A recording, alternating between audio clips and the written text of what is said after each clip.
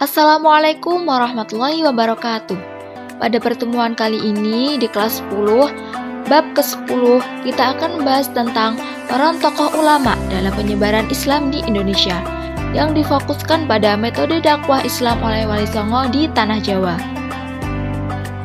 Berikut ini adalah gambar 9 tokoh dari Wali Songo.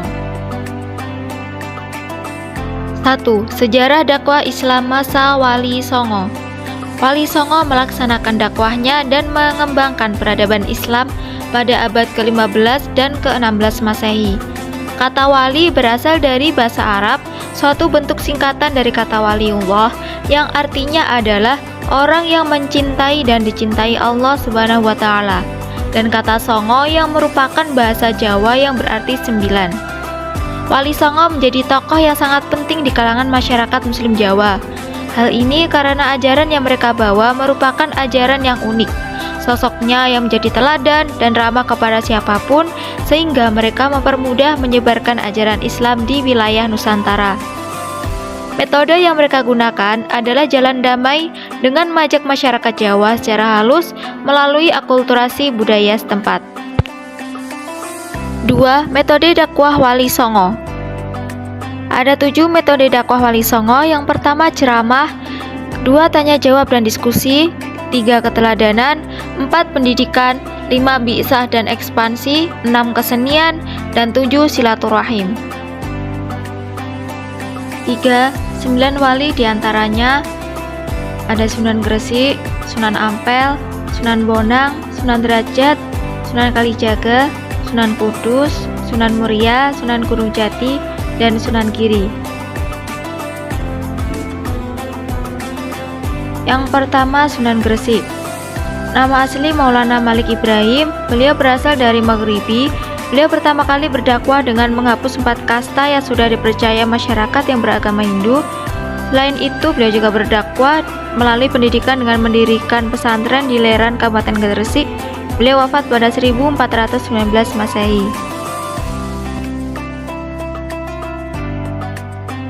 2. Sunan Ampel.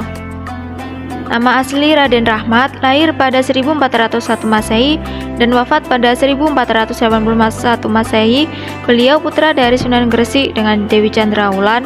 Sunan Ampel terkenal dengan ajarannya Moh Limo, Moh Main, Moh Madon, Moh Madat, Moh Ngombe, dan Moh Maling, yang mana ajaran tersebut mengajarkan kita sebagai manusia supaya menjauhi perbuatan maksiat. Yang ketiga Sunan Bonang. Nama asli Raden Makdum Ibrahim. Beliau putra dari Sunan Ampel dengan Dewi Chandrawati. Beliau berdakwah dengan menekankan pada aspek ahlus sunnah yang bergaya tasawuf dan garis salaf ortodoks. Selain itu, beliau juga menciptakan suluk yang berjudul Tombo Ati. Keempat, Sunan Derajat. Nama asli Raden Qasim, lahir pada 1470 dan wafat pada 1522 Masehi. Beliau memiliki ajaran yang terkenal yaitu catur piulang, yang mana ajaran tersebut mendidik manusia untuk saling tolong-menolong dan saling peduli. Kelima, Sunan Kalijaga. Nama asli Raden Said, lahir pada 1450 dan wafat pada 1580. Beliau putra dari Arya Wilatikta dengan Dewi Retno Dumilah. Beliau berdakwah dengan media wayang sebagai sarana menyebarkan ajaran Islam. Selain itu juga mengakulturasi budaya setempat dengan menghasilkan tradisi sekaten dan grebek maulid. 6. Sunan Kudus. Nama asli Said Ja'far Shodiq, putra dari Sunan Ngudung dengan Syarifah. Beliau lahir pada 1500 Masehi. Sunan Kudus berdakwah dengan jalan damai, tidak ada kekerasan maupun radikalisme, menggunakan prinsip Tutwuri Handayani dan merubah tradisi masyarakat yang kurang baik secara perlahan. 7. Sunan Muria. Nama asli Raden Umar Said, lahir pada abad ke-15 dan wafat pada abad ke-16 Masehi. Beliau putra dari Sunan Kalijaga. Beliau berdakwah di pelosok desa dan berbaur dengan masyarakat.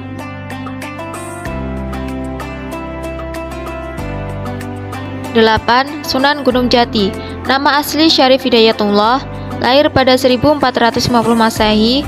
Beliau putra dari Syarif Abdullah dengan Nyai Rara Santang. Beliau berdakwah dengan metode mau'idhah hasanah, al-hikmah, tadarruj, ta'awun, musyawarah, dan membentuk kader dai.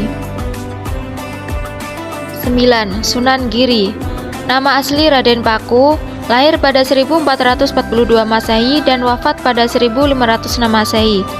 Beliau putra dari Maulana Ishaq dengan Dewi Sekardadu. Beliau juga menciptakan tembang-tembang dan permainan anak-anak seperti Asmaradono, Pucung, Padang Bulan, Jeblak-jeblak Suweng, Jor, dan Gula Ganti.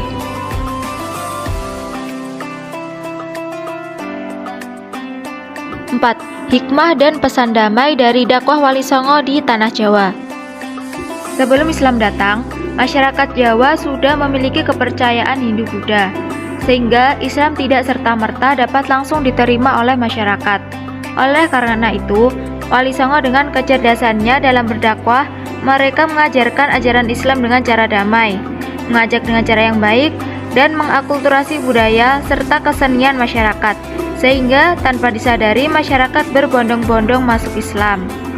Sebagai generasi Indonesia, mari ikuti cara dakwah Wali Songo yang tidak fanatik dan radikal terhadap golongan lain. Tetap hidup rukun dan menyebarkan ajaran Islam secara perlahan.